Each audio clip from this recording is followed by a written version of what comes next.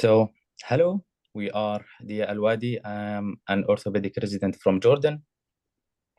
My name is I Wajiha, am I'm orthopedic resident from United Kingdom.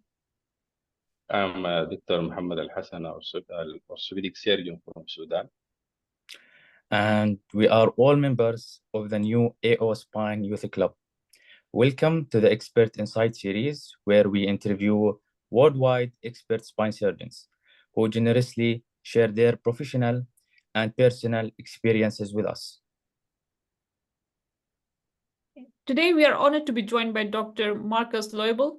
Professor Loibl is a well-known spine surgeon with a reputation for excellence in diagnosing and treating complex spine conditions.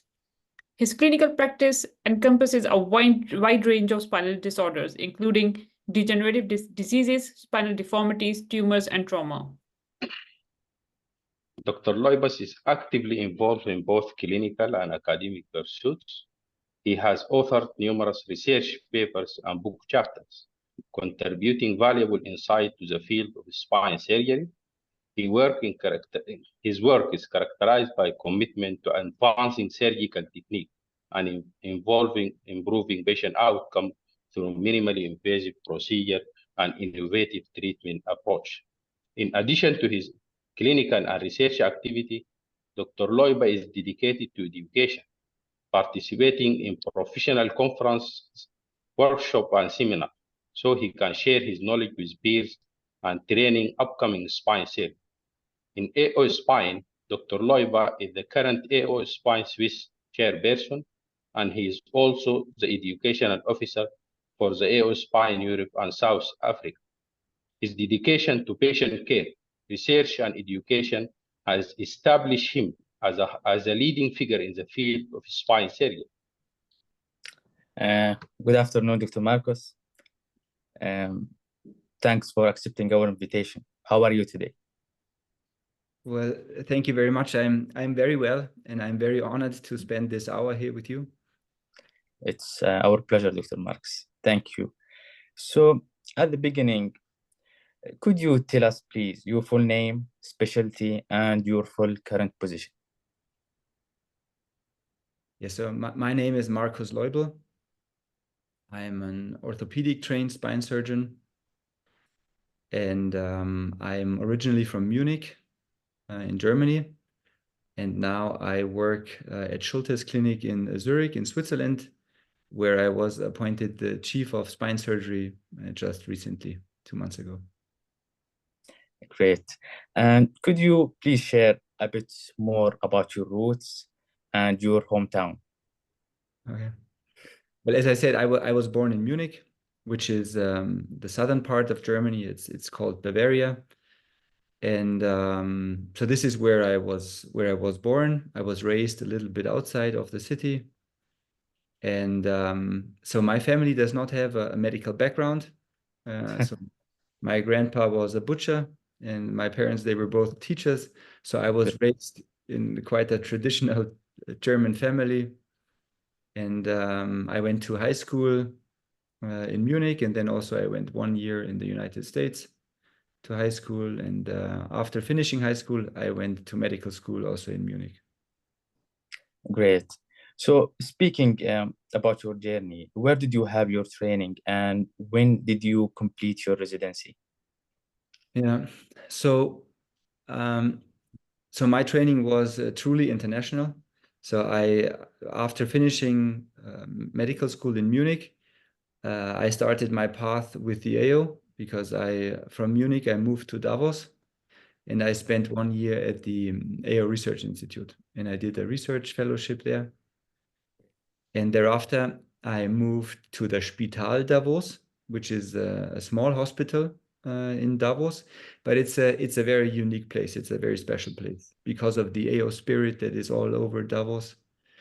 And so, the injuries and pathologies that are treated at Spital Davos, it's mainly sport-related injuries in skiing or mountain biking. And so that was, for me, it was a very good start in orthopedic trauma because there were mainly young patients and interesting injuries. And so this is where I started my orthopedic residency. And then after this, after the Spital Davos, as a very small place, I left Switzerland again, and I moved back to Germany, also the southern part of Germany.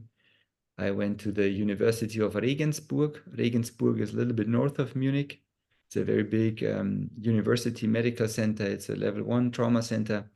And this is where I completed my residency. And in my residency, it's orthopedic and trauma surgery. Mhm.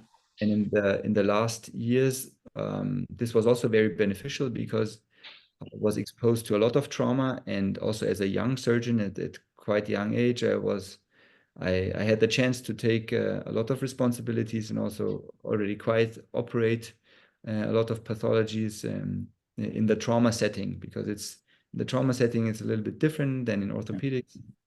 And so that helped me a lot, to gain confidence and also to build up experience. So I was very lucky in that sense. In between, I also went to the States. I did an AO trauma fellowship in Boston at Massachusetts General Hospital. And I spent a longer period of time in Philadelphia at the Rothman Institute. Yeah, sure. Focusing on spine. And then in the last years of my residency, I already focused on the spine. So, and That's then 2016, I finished my residency. interesting. So you sure work with Dr. Alex Vaccaro, is that right? Yes. Great. So could you please share how, speaking of your journey and spine fellowship, could you please exactly speak about how you started in spine surgery? How did you choose this field? And what do you think are the pros and cons of choosing this field of surgery? Okay, so there are a lot of questions. Yeah, I know. So I think when young colleagues, they decide to go into orthopedics or neurosurgery, at the time when we make these decisions, we don't really know what we have to expect. Mhm. And that also happened to me. So I could also have become a knee surgeon, but somehow I ended up becoming a spine surgeon. Yeah, because I developed some interests, and I had a closer look. And in the end, you have to take chances, and Yeah. this is basically what I did. And then the more experience I got, the more fascinating I found this whole topic. And so that's why I started, I guess, in 4th or 5th year of residency. I basically focused on the spine only. However, I have to say that in spine surgery, even after completion of residency, you're not a spine surgeon. Yeah, Mhm. have some basic surgical understanding with an orthopedic background, basic understanding of the musculoskeletal system. If you have a neurosurgeon background, you have a basic understanding of the brain and the spine, but you are not yet a spine surgeon. So that's why I am really convinced that spine surgery is not surgery that should be learned and taught during residency. You have to dedicate, a certain amount of time after residency. And that's also what I did. I got some insights during short-term fellowships, but also during my time in the US. And but the most training in spine surgery I received here at Schultes Clinic. So I left Germany again and then went to Switzerland in 2016. And the plan was to stay here only for 1 year. And well, now I ended up not leaving anymore. But You are not counting. Sorry? You are not counting now. Yeah, not anymore. Yeah. No, it's mentorship in surgery is a very, very, very difficult topic. And that we can improve as a system and we can do things better, but it mainly also depends on how the mentor and the mentee, how they match. I was very lucky that I met Professor Jesensky here at Schultes Clinic, because so with him, I didn't have to talk to understand him. He's probably the only person that I don't have to talk to understand him. So this is something that is basically a requirement if you for good surgical mentorship, because there's certain things that have to work even without talking about it. Interesting. So did that answer all your questions, or what? Yeah. But the other thing, thanks for mentioning the and raise the concern of how it is really important to just dedicate time to learn spine surgery, even if you complete your residency. But now, as a spine surgeon, what do you think are the pros and cons? As we are young surgeons, we are really concerned to know more about the pros and cons of being a spine surgeon. Yeah. Okay, so I have to say, so I'm very fascinated with what I'm doing. And this is a basic requirement. If you want to do spine surgery, you have to be fascinated with what you're doing, because it takes a lot of effort, because usually the surgeries take longer than the surgeries, for example, of our joint colleagues, or also of the brain surgeons. So the surgeries take longer. You need more endurance to fight through these surgeries, and you have to have this love for perfectionism and to fight until the very end, because if you do not finish strong at the end, you might miss the whole point of the surgery. So that's the basic setting of spine surgery, and as a young colleague, you have to be aware of that, because that requires a lot of dedication and a lot of flexibility to this whole topic and to your patients. And there are a lot of surgeries that also cannot be run in a one-man show. Okay, so you cannot just do it by yourself. You need support, you need help, and you need the infrastructure. There are some minor or smaller spine surgeries that can be done in an outpatient setting or in a private setting, which are some typical degenerative pathologies. But a lot of other pathologies, they cannot be treated in this private setting. And that's, the way you work and in the setting you work basically determines also your lifestyle. Sure. If I do surgery yesterday and I'm leaving for vacation tonight, but if I have a complication tonight, I cannot go. Yeah, sure. So this is, of course, you can only do that if you have very good colleagues, and that's why I think a good spine service is not a one-man show. It has to be distributed amongst several shoulders, because you need support, and everybody has complications at some point of time, and that's why you need good, reliable colleagues that help you to deal with these problems. You mentioned about the mentor and mentee relationship. Who inspired you the most to become the surgeon you are today, and how important do you think that relation is for a spine surgeon? Well, there's not only one person I have to start with. Of course, I think every mentee has different needs at different stages of his education or residency, and also after. So I think residency is a transformation from a medical doctor to a professionalist. But then when you become an expert in a field, like in spine surgery, you need a really strong mentor. And in most of the cases that I know, it's not just one person that is enough.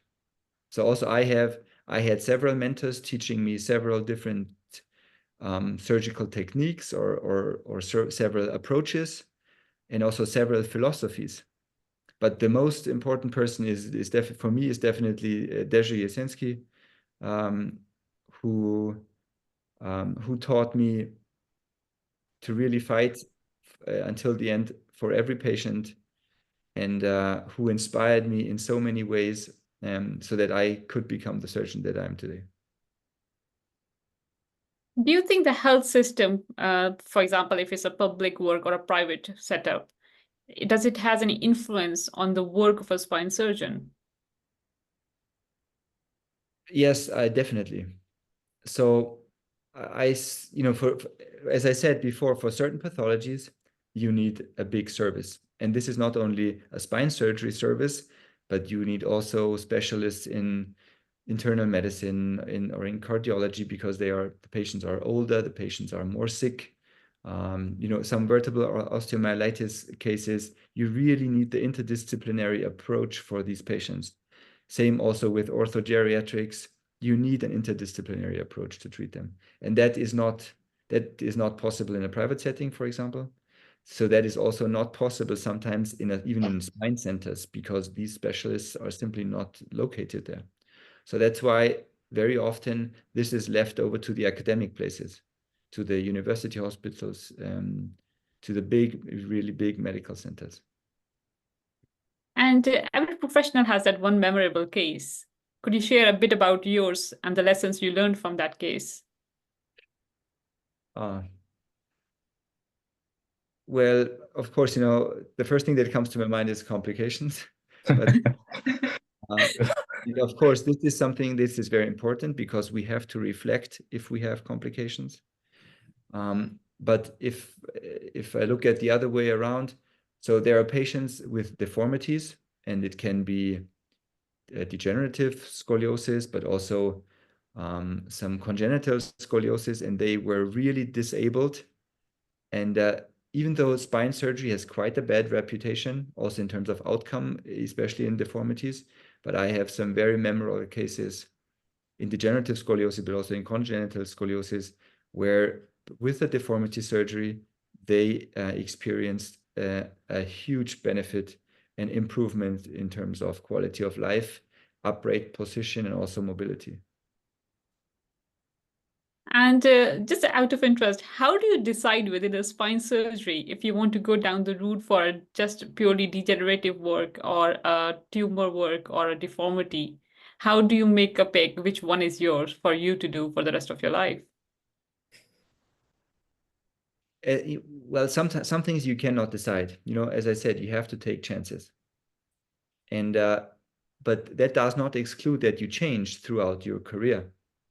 So, as younger colleagues, they usually work in the academic places. So obviously they have more exposure to tumor cases, to vertebral osteomyelitis cases. So there's certain phases in life where you can focus on these pathologies. And as you grow older and get more experience, and you also might change your working place, you will also have other focus areas, like degenerative, or then at the end deformity. Deformities, in my eyes, is the most challenging, because usually these surgeries take very, very long, and they are all elective surgeries, so they have to plan very well, and all resources go into that. So that what makes it so challenging, and we have to aim for perfection, for a perfect outcome, at least in radiology, because it is connected also to the clinical outcome of the patient. And you're part of the AO community from a very early on in your career. How much AO spine has influenced your career? So when I left medical school and I went to the AO Research Institute, this was the best experience of my life, because I went to the Swiss Alps in this very little town, and all of a sudden there were people there, and they showed me new approaches, and they showed me these challenges and how the way they want to solve these problems, and I was really fascinated by that. And you have to imagine all these people working there, they also are part of the AO family, and they have understood the AO spirit. And AO is a very big organization. So they were all trained to be good mentors. And so that was the big benefit of AO and the AO family. So I went there, and I started off, and all of a sudden I had tons of good mentors, and there were people who I could consult if I had questions, and there was a huge network. So I have benefited a lot from AO, and AO is certainly a key element of all my training, and is probably even a key element of all my life. And lastly, do you think for members of the AO Spine Youth Club, How important is it for a spine surgeon to be part of an academic community like AO Spine? I think it's very important because the path of life, I mean, it's lifelong learning, as AO says, but this lifelong learning is a challenge. I mean, at your age, when you're in medical school and when you go through residency, you visit courses and you grow basically month by month. You learn something new. But as you get older, you know, this lifelong learning is more of a challenge because the responsibilities are getting more and more, your workload is getting more and more, and also the pathologies that you're treating are getting less and less. So you have a much more focused view on patients, and because you only deal with one problem basically. And that's why I think it's very important, because we can only advance our understanding of the pathologies if we dig down deeper and if we answer research questions. And we can only advance if we try to share our knowledge and our skills with others and try to explain it to them, because that what in the end makes you a better surgeon, that helps you to advance even more. You have to be a teacher to advance more. And I think you should start this journey very early. Thank you for this insight. So coming back to your career, what is one of the achievements you are now so proud of?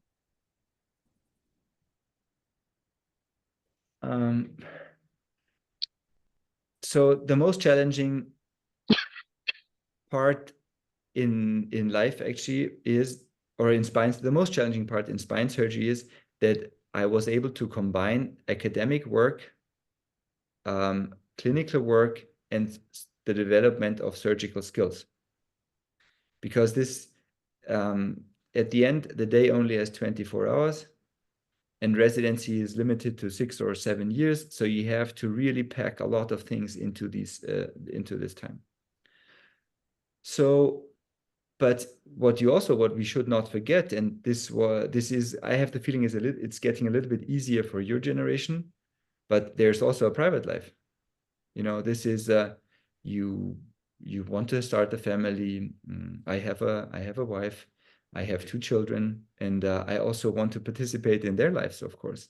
And so, to be honest, my biggest achievement is that I was able to pursue clinical and scientific goals, but I also was able to manage to have a family and to raise 2 children, and that I could still share some hobbies with them. That's great.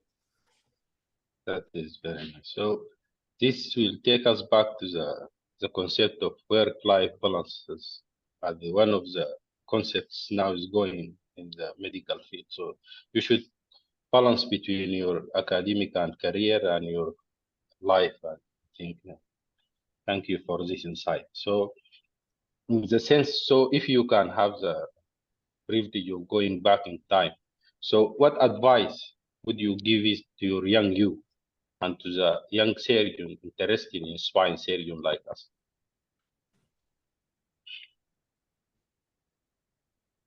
So I was and I still am, I'm very impatient. So if I have plans or if I have clear ideas, I want to get it done now. Some projects in life are so big that they cannot be done now. And that some things, especially experience, you cannot speed up experience. You have to go through it. And this is the advice that I would give myself. I would try to be more patient with the system and also with myself. Because in the end, even if the journey takes a little bit longer, it doesn't matter. But you also have to enjoy the way. And when I was younger, there was no work-life balance. I think this is improving now, but you also have to enjoy the way. This is the most important point. It's not just about life, and it's not just about the career.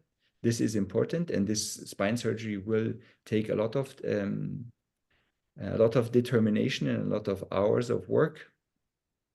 And I'm not sure if this is achievable in 50 hours a week. However, you also have to enjoy the way. That's the most important recommendation. And lastly, let's engage in a quick game in which we ask a question and you reply with a quick and fast answer. What's your hobby? Biking. Favorite book? I don't have a favorite book. Favorite sport and team? Favorite what? Sports and team. You mean my favorite athlete? Yeah. Michael Jordan. Favorite surgery? TLIF. Navigation or freehand? Freehand. Open or minimally invasive? Open. And one word to define spine surgery.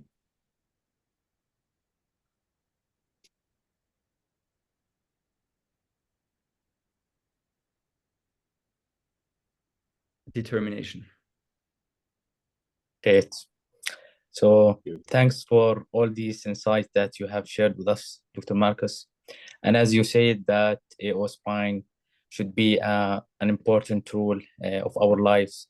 So we really appreciate and thank AO spine that gave us this opportunity to meet you. And we really appreciate all the insights that you have shared with us. So thank you so much, Dr. Markus, for joining us today and for being a source for inspiration and motivation for young surgeons of our AO Spine Youth Club.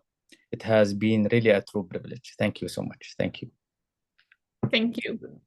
No, I thank you. I thank you for the time asking me these questions, and I hope this will be beneficial for you. Yeah, sure. Thank you. Thank you so much. Thank you. Thank you so much, Dr. Markus. Thank you.